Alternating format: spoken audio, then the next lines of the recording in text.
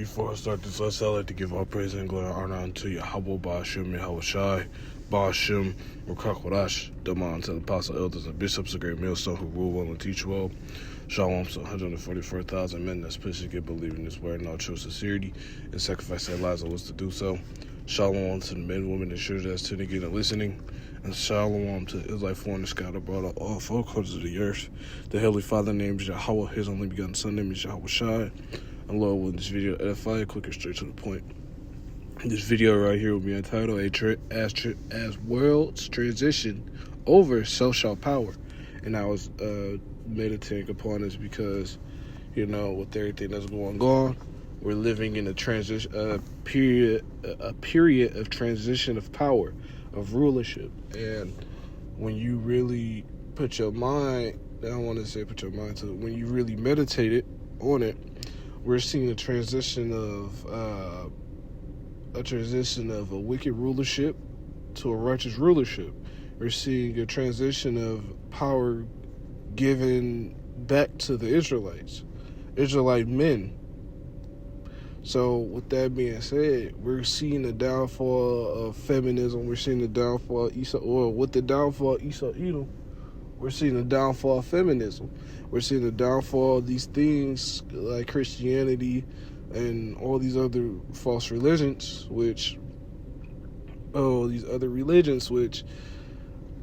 was set up to deceive Israelites and have them perpetually going off. Because you have a lot of individuals that are Muslim, Christian, and so on and so forth. Even though the Christians have taken a significant blow, you know, but you still have a very great deal of individuals that believe in the name of JC, in which that name is very disgusting. But hey, we're here as prophets, begin with the apostle, elders, and bishops, a great millstone, and the brothers on down. We're here to teach and preach the word in all true sincerity and usher in kingdom, you know, usher in the coming of Yahweh Shai through his Yahweh Shai. So what the Lord wanted this video edifying. So I'm going to start off, since I mentioned feminism and whatnot, I'm going to start off with Jeremiah chapter 31 and verse 22. Because we see the transition of not just feminism, we see the transition of Esau being on top, and now we're seeing a transition of him falling. So this is Jeremiah chapter 31 and verse 22. How long wilt thou go about, O backsliding daughter? For the Lord hath created a new thing in the earth, a woman shall compass a man. And yet, for the last few years, especially since the apostles and prophets been on the scene, but even Kevin Samuels, you know, other red pill individuals like Andrew Tate, you know, been pushing that women aren't so nice and considerate. These women would do you dirty at giving any inkling of feeling or emotion or thought, you know. But women have compassed a man, meaning they have completely been given more rights than men. They have favor in the courts. They have favor in society. Everything is predicated towards a woman. Now, we're seeing the downfall of that, because if it wasn't for men, women wouldn't have anything. And we know that because that's 101. That's basics. Society has been thriving off of the backs of men.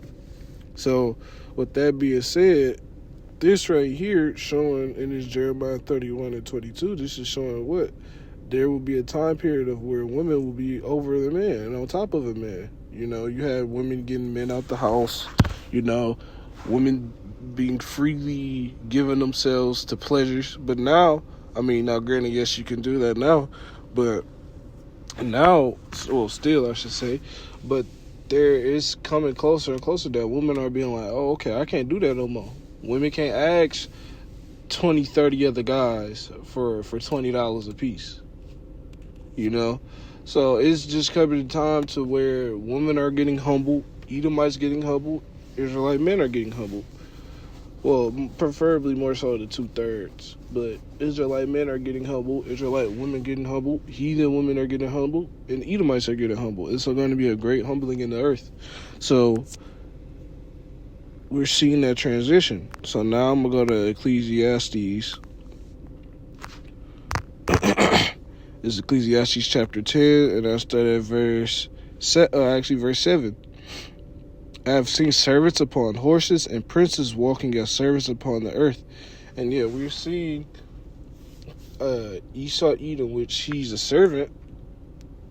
He's walking in the earth upon quite literally on a horse, and also meaning that horse means power and rulership. We're seeing that. We're living in it, you know. Now, that's why Esau Edom, because he knows he's about to get snatched off that horse. He knows he's about to fall on that horse, holding on for dear life. So he's tried everything he can to uphold his rulership, uphold the little fraction of power he has left. So we're seeing that man that's on the servant that's upon a horse, gripping on for dear life. And we're seeing that the basis of men in the rulership in the wicked society, in the wicked kingdom that he orchestrated, that he took from all these other kingdoms and put it in, blended it in all to one. So now we're seeing this. Now we're witnessing this. Now we're dealing with this, and we're going to see the downfall of this, regardless of how an individual thinks, feel, or say. So, I ain't going to make this too long. So, actually, before I get that 2nd Ezra 6 to 9, I'm going to 2nd Ezra 8. So this is 2nd Ezra chapter 8, and I start at verse 1. But we're going to see, since we're seeing the transition of kingdoms, we're seeing the transition of power. We're seeing a transition of pride going throughout the window. As Edomites, as Israelite hopeful elect members wake up and gain confidence in the Lord and power in the Lord, Esau Edom is growing.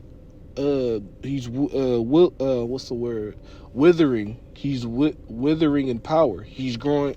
Well, now, granted, I say it in a sense because Esau still have his military and whatnot. He's growing. He's losing the mind of the people in a sense, because there's a uproar in the earth that the things that these elites have been doing has been coming out. But altogether, now obviously Esau still has certain things that he's in control of, that he has power over. But altogether, it's not like the 1950s, the 60s, the 40s, the 30s, where America was a superpower. America isn't a superpower in the earth no more, like as much as it would be. You have Iran threatening the U.S., you have Korea threatening the U.S., you have all of these individuals. Russia threatening. Russia's always been a big superpower, but you have all these other nations getting ready to come against the horse, which is obviously scriptures. The whore that sits upon the beast shall hate the whore. Things like that. So this is 2nd Ezra chapter 8, and I start at verse 1. The Most High made this world for many, but the world to come for a few. And yeah, the world that's coming is the world of Yahweh B'Shem Yahushai. And it's not made for everybody. It's not made for heathens. That's first and foremost. It's not made for all Israelites. It's made for the 144,000 and the 1/3. Plain and simple. I will tell thee a similitude, Esdras, as when thou askest, the earth shall say unto thee, that giveth much mold, whereof earthen vessels are made, but little dust cometh of. Even so is the course of this present world. There be a world created, but few shall be saved. And yeah, this is going to show that there's a time and a season for all those. And that's in Ecclesiastes, back in Ecclesiastes too. It's a time and season for things. You had a time period of Esau Edom ruling. You had a time period for Japheth to rule, the Medes to rule. You had a period of time where Ammon and Moab ruled. You had the time period where the musty-ass, dirty-ass Africans ruled. You had a time period for all these other nations to rule. You had a time period for when the Israelites had a part in rulership. Now it's time for the transitioning of worlds to commence, and it's happening. And we're going back into the Israelites being on top, beginning with Yahweh through Yahweh Shai, with King David, so on and so forth. And the world shall be for few, meaning what? There's not going to be a lot of people saved and delivered, because why? This world isn't made for everybody. That's about to come. So now I'm going to grab the 2nd Esdras chapter 6 and 9, and then I'm going to close out. So this is 2nd Esdras chapter 6 and verse 9. For Esau is the end of the world, which we're living in right now, the end of his world. He's the end of this heathen rulership and world. And Jacob is the beginning of it that followeth. So meaning what? The end of Esau's world will be the beginning of Jacob's world. Pretty plain and simple. But Lord willing to edify. I'm going to close out by giving all praise and glory. Honor to Yahweh, Ba'ashem, Yahweh Shai, Ba'ashem, Rakakadash. Lord willing to edify and announce the next one. Shalom.